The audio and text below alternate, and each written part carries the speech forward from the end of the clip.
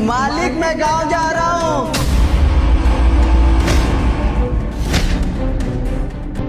विभोर, विभोर, विभोर।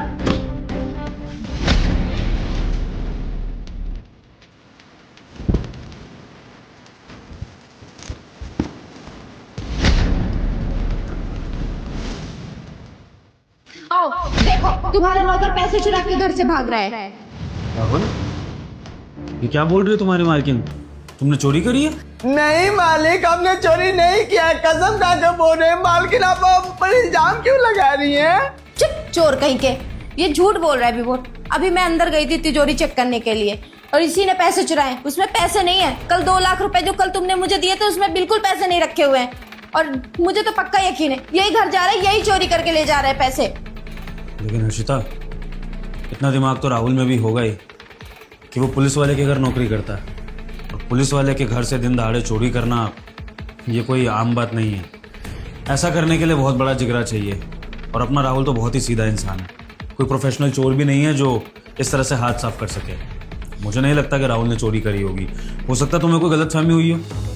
नहीं विभोर, मुझे कोई गलतफहमी नहीं हुई है। इसी का तो फायदा उठा के वो चोरी कर रहा है हमारे घर में। कि तुम पुलिस वाले हो, तुम इस पे शक करोगे नहीं, जाहिर सी बात है। और इसी बात का ये हम पे फायदा उठा रहा है। आखिर तुम ही बताओ ना, कल पैसे रखे हुए थे, आज गायब हो गए, कैसे? और तुम भी घर में हो, मैं ही घर में हूँ, जाहिर सी बात है मैं तो पैसे चुराऊंगी नहीं, ना तुम चुराओगे, तो तीसरा कौन बचा चोरी करने के लिए? ये बचा ना। और इसको जरूरत भी है, आज ही ये गाँव जा रहा है। सबसे बड़ी बात तो ये देखो, तुम सोचो ना, मैं गलत थोड़ी ना बोल रही हूँ कुछ। तेरी मालकिन की बात में दम तो है। अचानक से बिना बताए तुम गांव निकल रहे हो और मुझे भी इस बात पर डाउट है कि तुमने कोई ऐसा स्पेशल रीज़न तो बताया नहीं है गांव जाने का। ना माँ बाप की तबीयत खराब, ना कोई ऐसी इमरजेंसी।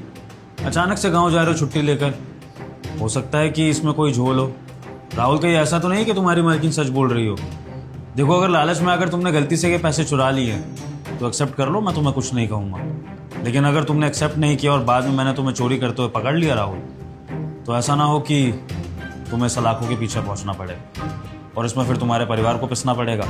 वो तुम्हारी बेल भी कराना चाहेंगे तो नहीं करा पाएंगे। मालिक हम सच बोल रहे हैं, हमने चोरी नहीं करी है। गरीब जरूर है पर चोर नहीं है, आप जानते हैं ना। और रही बात गांव जाने की, तो हम कल आपको शाम को बताए थे ना कि हम गांव जाएंगे। माँ की याद आ रही है, मिलना है। 4 साल से गांव गए हैं हम, बताइए। 4 साल से ईमानदारी से यहीं पर काम कर रहे हैं ना, तो अचानक गाँव थोड़ी जा रहे हैं। 4 साल के बाद जा रहे हैं, वो भी मिलना है। मालकिन ऐसा मत करिए, क्यों फंसाना चाहती हैं आप? बंद करो अपना ड्रामा, झूठा कहीं का। विभोर, मैं सच बोल रही हूँ, किसी ने पैसे चुराए। ना भरोसा हो तो इसका बैग चेक कर लो। अभी दूध का दूध और पानी का पानी हो जाएगा। आखिर कौन चोर बोलता है कि मैंने चोरी करी है? तुम ही बताओ। ठीक है हर्षिता, मैं बात कर रहा हूँ उससे, लेकिन तुम बार बार उस पर इल्ज़ाम मत लगाओ, क्योंकि जब तक चोरी साबित नहीं हो जाती है तब तक हमें इल्ज़ाम लगाना नहीं चाहिए, है ना? राहुल देखो, तुम्हारी मालकिन ने तुम पर बहुत बड़ा इल्ज़ाम लगाया है और मैं ऐसा नहीं कह रहा हूँ कि तुमने चोरी करी है, लेकिन मैं तुम्हारी मालकिन की बात भी नहीं काट सकता हूँ और मैं तुम्हारी बात भी पूरी सुनना चाहूँगा। लेकिन मुझे लगता है कि एक बार तुम्हारे बैग की तलाशी ले लेनी चाहिए। इससे ये साबित हो जाएगा कि तुम चोर हो या नहीं हो। फिर उसके बाद हम बैठ के आराम से बात कर सकते हैं और जो पैसे गायब हुए हैं उनकी तफ्तीश भी कर सकते हैं कि वो कहाँ गायब हुए हैं, किसने चुराया है। तो एक बार राहुल अपने बैग की तलाशी करा दो। मालिक मतलब 4 साल से वफादारी से काम कर रहे हैं, फिर भी एक छोटा सा इल्जाम लगा, आप हमारा बैग चेक करेंगे? मतलब हमारी कोई इज्जत नहीं है, हम गरीब है इसलिए, है ना? मालिक हम बार बार बोल रहे हैं कि हमारे पास पैसा नहीं, हमने चोरी नहीं करी है, पर कोई मतलब ही नहीं है हमारी बातों का, है ना? अब बैग भी चेक कराना पड़ेगा। ठीक है मालिक, आपके कहने पर हम बैग दिखा देंगे, पर हमारी भी एक शर्त है, हाथ जोड़कर विनती है, आप मना मत करिएगा। अगर हमारा बैग चेक होगा ना तो मालकिन का ये पर्स भी चेक होगा, क्योंकि पैसे तो कोई भी चुरा सकता है ना, ये भी चुरा सकती है। इनके बैग में शायद पैसे निकल जाए। आप ये अगर देखेंगे तभी हम बैग चेक कराएंगे, नहीं तो नहीं कराएंगे। देख लीजिए मालिक, अब आप बोलिएगा मत, मारिएगा मत मुझे। तेरा दिमाग तो नहीं खराब हो गया? तू कैसी बात कर रहा है? तू मेरा बैग चेक करने की बात कर रहा है? देख रहे हो इस नौकर की औकात कितनी बढ़ गई है और कैसी बातें कर रहा है। कोई बात नहीं हर्षिता, ये बदतमीजी करने की कोशिश कर रहा है, क्योंकि हमने इसे बैग चेक करने के लिए बोल दिया ना, तो शायद इसका ईगो हर्ट हो गया होगा, इसलिए इसने बदला लेने के लिए तुम्हारा पर्स चेक करने को बोल दिया, बिना ये सोचे कि घर की मालकिन घर का पैसा नहीं चुराती है। और याद रखियो राहुल, जो भी गुनाहगार होगा, जिसने भी पैसे चुराए होंगे, उसको सज़ा ज़रूर मिलेगी, और सज़ा के रूप में जेल जाएगा वो, और उसकी बेल भी नहीं होने दूंगा, चाहे फिर वो मेरे घर का अहम सदस्य ही क्यों ना हो, चाहे वो मेरे घर में कितने सालों से काम कर रहा हो, चाहे उसका रिश्ता मेरे से कितना ही मजबूत क्यों ना हो। लेकिन इस चीज़ की माफ़ी मैं किसी को नहीं दूंगा, जो भी गुनाहगार होगा। चल अपना बैग चेक करा, तेरी शर्त मुझे मंजूर है। मालिक, आप हमें परिवार का हिस्सा समझते हैं ना, आज लग रहा है परिवार टूट कर ही रहेगा। देखिए बैग, ये एक बेल सीट है, और ये देख लीजिए, कुछ नहीं है बैग में। आप बोलेंगे तो ये जितना बगली है ना, ये देख लीजिए, इसमें भी देख लीजिए, देख लीजिए, नहीं निकला ना पैसा। कहीं पे इल्जाम लगाना बहुत आसान है मालिक, पर हम चोरी नहीं करते, हम आपको बता रहे हैं। मालकिन बताइए ना, कहाँ है पैसा, दिखाइए, है पैसा इसमें, दिखा आपको? पर इसमें पैसा नहीं है तो पैसा गया कहाँ आखिर? हम बताते हैं पैसा कहाँ है। इल्जाम लगा रही है ना हमारे ऊपर। देखिए पैसा, इतना सारा पैसा, 2 लाख रुपया था ना, सारा का सारा मैडम जी के पर्स से निकला। हमें तो आप बोल दिए। हर्षिता, ये 2 लाख रुपए तुम्हारे पर्स से निकले हैं? इसका मतलब तुमने अपने घर से चोरी कर ली थी। राहुल सही बोल रहा था, हाँ? और तुम खामखा राहुल पे इल्जाम लगा रही थी कि इसने चोरी करी है। मैं तब से उसको बुरा भला बोले जा रहा हूँ, मैं तुम्हारी बातों में आकर उसको चोर साबित करने की कोशिश कर रहा हूँ। यहाँ पर पता लग रहा है कि चोर तो तुम ही हो। क्या है ये सब हर्षिता?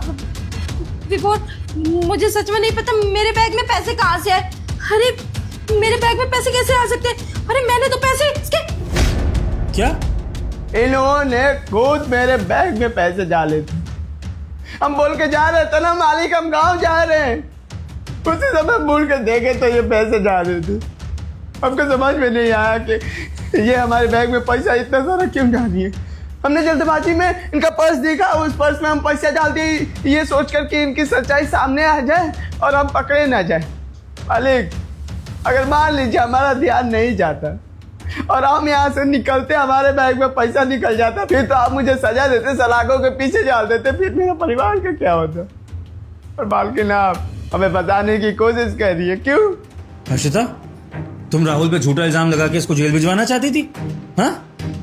राहुल के क्वेश्चन का जवाब दो। तुमने राहुल को फंसाने की कोशिश क्यों करी? तुम्हारी इस हरकत से राहुल की जिंदगी बर्बाद हो सकती थी। हर्षिता, तुमने क्यों किया ऐसा? जवाब दो मुझे। अरे हाँ, किया मैंने ये सब।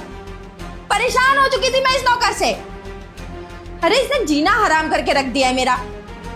तुमको तो समझ में नहीं आएगा ना, सुबह शाम तो तुम ड्यूटी पे रहते हो। इससे जब भी कोई काम कहो, कभी ये कर रहा हूँ मालकिन, कभी साहब को खाना देने जा रहा हूँ मालकिन, कभी ये करने जा रहा हूँ मालकिन, हमेशा मेरा काम काटता था।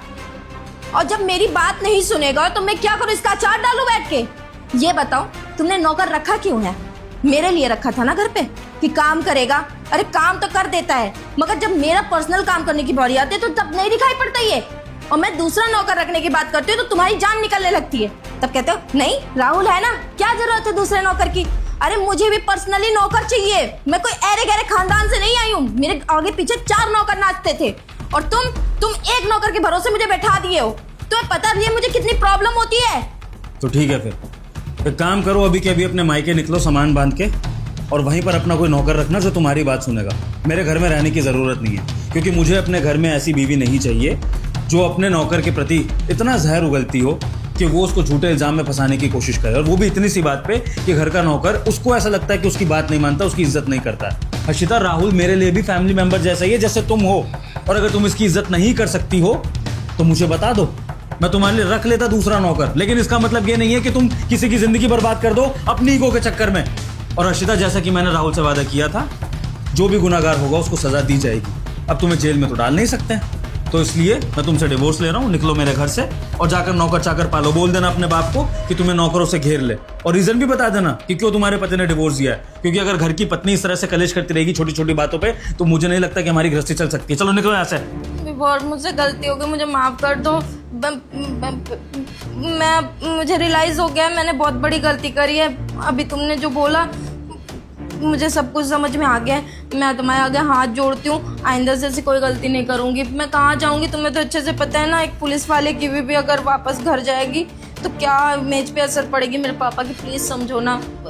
राहुल से भी मैं माफ़ी मांग लूँगी, प्लीज़। मांग लूंगी क्या? मांगो माफी, पहले मांगो।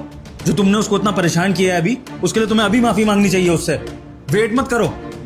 ठीक है, माफ़ कर दो राहुल, मुझसे बहुत बड़ी गलती हो गई। बालकिन, आप हमसे माफ़ी मत मांगिए, अच्छा नहीं लग रहा है। बस हमारे प्रति ये सोच हटा दीजिए। हम भेदभाव नहीं करते, आप जो बोलते हैं हम वो करते हैं। पर आप ही सोचिए, हम एक इंसान है, एक समय पर दो काम मिल जाएगा तो एक ही करेंगे ना। और साहब का कहना है इसलिए हम नहीं टालते, क्योंकि साहब देश की सेवा कर रहे हैं। हम जानते हैं ये ईमानदार हैं, बहुत अच्छा से अपना ड्यूटी करते हैं। इसलिए हम सोचते हैं कि हम पढ़े लिखे नहीं है ना, देश के लिए कुछ कर नहीं पा रहे, कम से कम मालिक के बदौलत तो हम कुछ देश के लिए कर ले, बस इसलिए करते हैं। बाकी हमारी वजह से आपका दिल दुखा होगा ना, तो हम हाथ जोड़ के माफ़ी मांग रहे हैं, माफ़ कर दीजिए मुझे। नहीं राहुल, तुम्हें माफ़ी मांगने की ज़रूरत नहीं है। उल्टा हर्षिता के साथ साथ मुझे भी तुमसे माफ़ी मांगनी चाहिए कि अपनी बीवी की बातों में आकर एक बार को मैंने भी तुम्हें चोट समझ लिया था, तुम्हारी लॉयल्टी पर शक किया। लेकिन राहुल, मैं तुमसे वादा करता हूँ कि इस घर में आज के बाद कभी भी तुम पर शक नहीं किया जाएगा, तुम पर उंगली नहीं उठाई जाएगी। और अगर ऐसा दोबारा कभी रिपीट हुआ तो ऐसा करने वाले को इस घर से निकाल दिया जाएगा। क्यों हर्षिता? हाँ, सॉरी। आप एक काम करिए, ये आप पैसे पकड़ लीजिए। और मालिक, हम गांव जा रहे हैं, 10 दिन के बाद हम आ जाएंगे। हाँ राहुल, तुम अपना काम निपटा के आराम से आना, लेकिन फिर भी कोशिश करना कि थोड़ा जल्दी आ जाओ, क्योंकि तुम्हें मिस बहुत करूँगा। भाई, तुम जिस तरह से दौड़ दौड़ के मेरे काम करते हो ना, मेरे डिपार्टमेंट के जूनियर भी नहीं करते हैं उस तरह से काम। तो इसलिए तुम्हारी हमेशा ज़रूरत भी रहती है और कमी भी महसूस होगी। तुम तो मेरे राइट हैंड हो। साहब जी, आप हमारे बारे में इतना बोल दिया है, हमारे लिए काफ़ी है। बहुत बहुत शुक्रिया। बाकी हम चलते हैं, नमस्ते। ख्याल रखना जी। हर्षिता, राहुल बहुत ही सीधा इंसान है, इसलिए इस बात को उसने काफ़ी छोटे में ख़त्म कर दिया। लेकिन ज़रूरी नहीं कि हर इंसान ऐसा करे, तो इसलिए आगे से किसी पर कोई भी गलत इल्ज़ाम लगाने से पहले 100 बार सोच लेना, वरना ऐसा ना हो कि खुद के खोदे हुए गड्ढे में तुम खुद ही गिर जाओ। समझी?